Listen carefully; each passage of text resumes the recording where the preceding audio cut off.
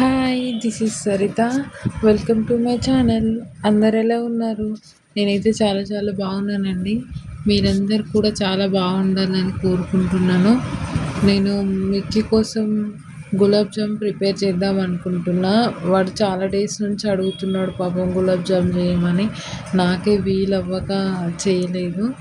So ఈరోజైతే prepare చేద్దాం అనుకుంటున్నా. నేను ఎంటీఆర్ ప్యాకెట్ అయితే తీసుకున్నాను. నేను చూసి చూసి చూసి ఎలా చెయ్యాలనేది వీడికి కూడా అర్థమైపోయింది. నీకు గులాబ్ జామ్ కావాలా డాడీ?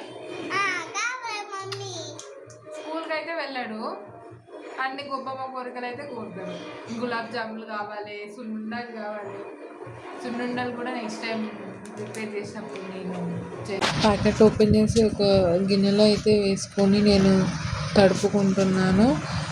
వాటర్తో కానీ మిల్క్తో కానీ కలుపుకోవాలి పిండిని. నేనైతే వాటర్తో కలుపుకుంటున్నాను. పిండి అంతా కలుపుకొని అలా ముద్దలా చేసుకొని ఒక 5 మినిట్స్ అలా నాననివ్వాలి. నానిన తర్వాత అంటే చిన్న చిన్న ముద్దలుగా ఉండలుగా కట్టుకోవాలన్నమాట. చూడండి నేను చూపిస్తున్నాను కదా, రౌండ్ షేప్లో చేసుకోవాలి. ఖచ్చితంగా పిండి అనేది బాగా ఏమంటారు కలపాలి.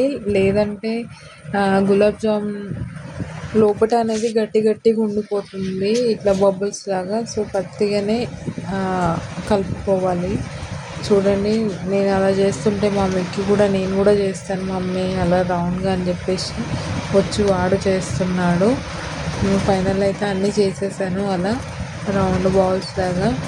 చేసుకున్న తర్వాత ఇంకా గిన్నె కిచెన్లో అయితే వెళ్ళిపోయాను.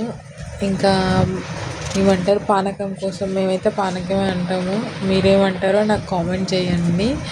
అదే ఇంకా వాటర్ పట్టుకొని ఒక పెద్ద గిన్నెలో తీసుకోవాల్సింది, నేనైతే చిన్న గిన్నెలో తీసుకున్నాను. ఆ చిన్న గిన్నెలో పానకం అయితే చేస్తున్నాను. నేను ఒక 3 గ్లాసెస్ షుగర్ యాడ్ చేస్తున్నాను. కొంచెం స్వీట్ ఎక్కువనే ఉంటే బెటర్ కదా అని చెప్పేసి. ఇంకా ఒక పక్కన ఇంకా గిన్నె పెట్టేసి ఆయిల్ అయితే వేసేసుకుంటున్నాను. ఇది అంటే ఫ్రై చేయడానికి సరిపడా నేను ఒక 3 స్పూన్స్ అలా వేసాను అనమాట. కొన్ని ఉన్నాయి కాబట్టి కొంచెమే వేసాను ఆయిల్. ఇక్కడ పానకం అయితే రెడీ అయిపోయింది.